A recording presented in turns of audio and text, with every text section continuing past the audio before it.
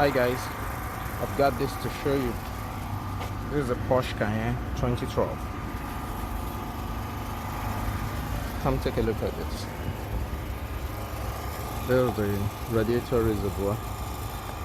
That's where the coolant is being.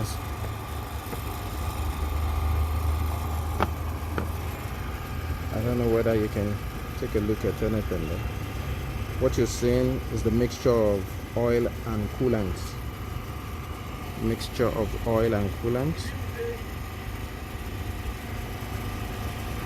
Mixture of oil and coolant. You can see.